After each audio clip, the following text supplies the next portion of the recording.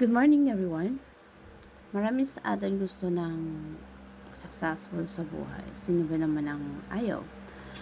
Pero kung gusto nating maging successful, yung isa sa pinaka kailangan natin at tanggapin natin ay kailangan natin gawin yung mga bagay na tama at kung paano mo to ima-master. Kung ano yung gusto mo ma-achieve sa buhay mo, kailangan maging diligent ka. Ibig sabihin, kailangan mo gawin yung mga bagay ng tama at sakto at lalo nating ayusin. I-master natin na yung gawin nating skills. Kapag ka yung ginagawa natin, inuulit-ulit natin, huwag tayong tatamarin. Huwag tayong titigil kung paano tayo matututo at lalo pang i-level up yung mga matututunan natin sa bagay na yon. At kapag tayo gusto natin na inuutusan pa tayo sa lahat ng gagawin natin, or gagawin lang natin kung ano yung inutos sa atin. Saan yung tingin mo ba magiging successful ka kapag ang gusto mo lang ay inuutusan ka at gagawin mo lang kung ano yung inutos sa'yo? Kung gusto mo maging maayos or maging best sa ginagawa mo, kailangan na maging diligent. Kailangan mong maging, kasi ganun yung pangarap mo. Marami ka kailangan gawin, pero ang mga gagawin mo para maisaayos yung buhay na meron ka papatungo dun sa buhay na gusto mo, hindi yun magiging madali. Maraming oras, effort at sakripisyo na gagawin mo para maging maayos or magawa mo yung mga bagay na kailangan mo gawin. At kailangan ma-acknowledge na dapat yung mga plano mo, kailangan mong execute. Kailangan umpisahan mo kung paano ka magiging magaling sa mga pwede mong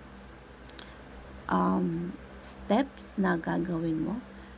Kasi kapag ka lahat ng mga dadaanan mo or gagawin mo steps by steps, meron yung kailangan para maging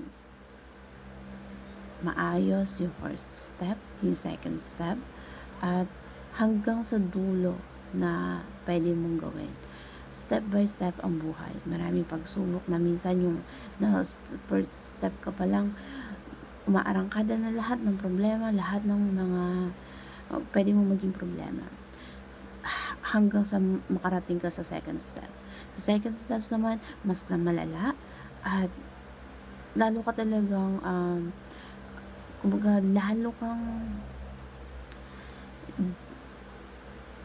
yung parang ang kaaway gumagawa ng paraan para hindi mo maabot yung mga gusto mo.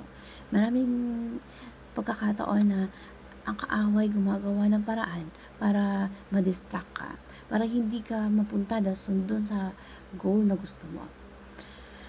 Kaya sa buhay natin, maraming sabi nga doon sa napakinggan ko, maraming mga pinto ang pwedeng magbukas. Pero alin doon yung dapat mong pasukan. Kasi sa kung paano ka mag-step up sa ginagawa mo, kailangan alam mo kung ano yung nakikita mo na patutunguhan mo. So, sa first steps, marami ng problema. Mas lalo na sa second steps, third steps. Kasi, kumbaga, i-filter ka muna. Paano mo matutunan ng isang bagay? Paano ka pumunta sa success na gusto mo? kailangan mong maging marunong, kailangan mong pag-aralan yung mga bagay na kailangan mong pag-aralan para ma-master mo yung first step at makaarangkada ka sa susunod. At hindi mo namamalayan kapagka yung mga steps na yon na pagdaanan mo at na-master mo isa-isa, pinag-aralan mo, nagkaroon ka ng level up, at minsan kapagka yun lang yung ginagawa natin, na alam natin na nagtitiwala tayo sa Diyos na meron tayong goal. Ang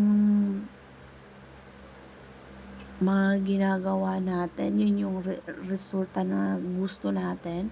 Tinitingnan natin na dapat yung ginagawa mo worthy para magkaroon ka ng knowledge and wisdom sa mga ginagawa mo.